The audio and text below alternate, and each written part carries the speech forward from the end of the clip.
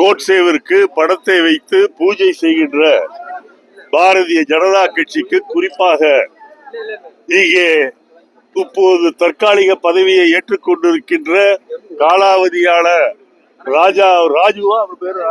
ராஜா அவர்களுக்கு காந்தியை பற்றி பேசுவதற்கு எந்த அருகதையும் தகுதியும் கிடையாது. பெருந்தலைவர் காமராஜர் அவர்கள் டெல்லியிலே அகில இந்திய காங்கிரஸ் கமிட்டியின் தலைவராக இருந்த போது இந்த பாரதிய ஜனதா கட்சியினுடைய எடுபடியிலான RSS அவர்களும் நிர்வாண சாமியார்களும் காமராஜரை உயிரோடு இருக்க முயற்சி செய்தவர்கள். அப்படி இருக்கின்றவர்களுக்கு காமராஜரை பற்றி பேசுவதற்கோ அல்லது அவருடைய நினைவு நாளை கொண்டாடுகின்றோம் என்று சொல்வதற்கோ தமிழிசை சவுந்தரராஜன் உட்பட யாருக்கும் தகுதியும் கிடையாது, அங்கீகாரமும் கிடையாது. காந்தியின் பெயரால், காமராஜின் பெயரால் பிழைப்பு நடத்த வேண்டும் என்று நினைக்கின்ற அவர்களுக்கு மக்கள் உங்கள் காந்தியை எதிர்த்தவர்கள், காமராஜை எதிர்த்தவர்கள் என்றுதான் உங்களை அடையாளம் கண்டிருக்கின்றார்களே தவிர உங்களுடைய ஆதரவு இன்றைக்கு அரசியல் செய்ய வேண்டும் என்பதற்காக அவர்களுக்கு தருவதை அவர்கள் ஏற்றுக்கொள்ள மாட்டார்கள். கருத்து கணிப்பு மட்டுமல்ல, அதுதான் நடக்க போகின்ற உண்மையும் கூட.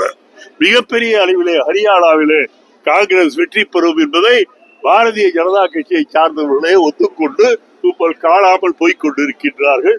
அதே போல் காங்கிரஸ் போட்டியிடுகின்ற காஷ்மீரிலும் வேட்பாளர்களே கிடைக்காத பாரதிய ஜனதா கட்சிக்கு 0 தான் கிடைக்குமே தவிர அவர்கள் எந்த தொகுதியிலும் அங்கே வெற்றி பெற முடியாது. அங்கேயும் காங்கிரஸ் முதலமைச்சர் தான் பதவியேற்பார். அதான் நான் சொல்லல, நீங்க தமிழகத்திலிருந்து GST மூலமாக 1000 கோடிகளை வரியாக பெற்றுக்கொண்டு தமிழகத்திற்கு வெள்ளம் வந்த போதும் சரி, மழை பெய்த போதும் சரி, நிவாரண தொகை அளிக்காமல் நம்மை வாட்டுகின்றார்களே, இந்த பிஜேபி அரசிற்கு மனித தன்மை இருக்கிறதா என்று நான் கேட்க விரும்புகிறேன். கண்டிப்பாக நான் சொன்னது போல 100 நாட்களை தாண்டிய பாரதிய ஜனதா கட்சி 180 நாளை தாண்ட முடியாது. அதற்கு முன்பாகவே அவர்கள் விடுத்து விடுவார்.